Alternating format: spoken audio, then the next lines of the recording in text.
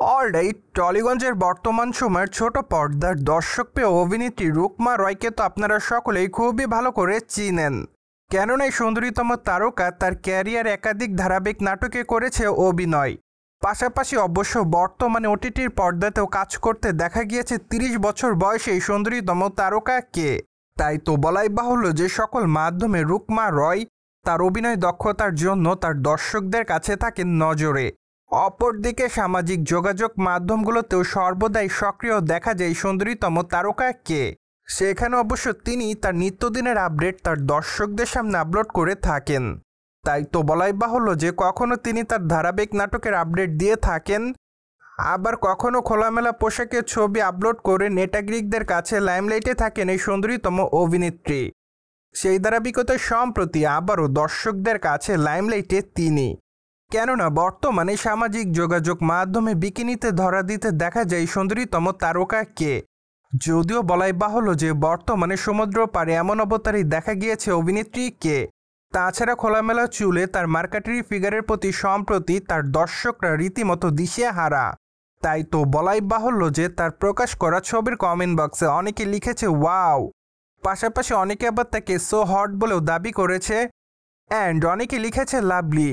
সেই সাথে অনেকে আবার থেকে প্রিটিগাল বলেও দাবি করেছে। আবার অনেকে লিখেছে কী সব পোশাক পরতে শুরু করেছো তুমি। সেই সাথে আবার কেউ কেউ লিখেছে তোমাকে তো ভালো মেয়ে মনে করেছিলাম। পাশাপাশি অনেকে আবার দাবি করে পুজোর মধ্যে সকল ছবি নাও আপলোড করতে পারো। দ্যাটস ওয়াই টলিগঞ্জের অভিনেত্রী রুকমা রয় সম্প্রতি সময় সামাজিক যোগাযোগ মাধ্যমে নেটিজেনদের কাছে এভাবে রয়েছে লাইমলাইটে। প্রসঙ্গত ২০১৪ সালে কিরণমালা নাটকের মাধ্যমে রুকমা রয় দর্শকদের কাছে এসেছিলেন নজরে।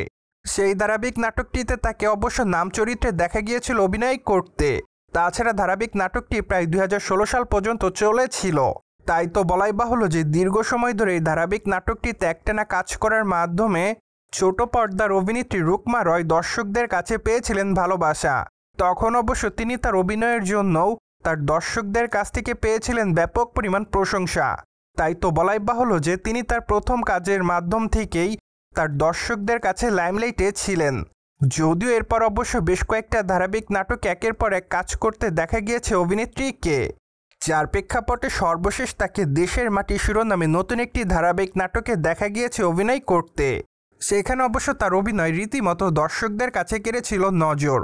তাই তো বলাই বাহুল্য যে সবশেষ এই কাজটি করতে দেখা গিয়েছে এই অভিনেত্রীকে। যাই হোক, ওয়েব সিরিজেও তাকে অবশ্য অভিনয় করতে দেখা গিয়েছে, কেননা ব্যোমকেশ সিজন 6-এ তাকে গুরুত্বপূর্ণ একটি চরিত্রে দেখা গিয়েছে অভিনয় করতে।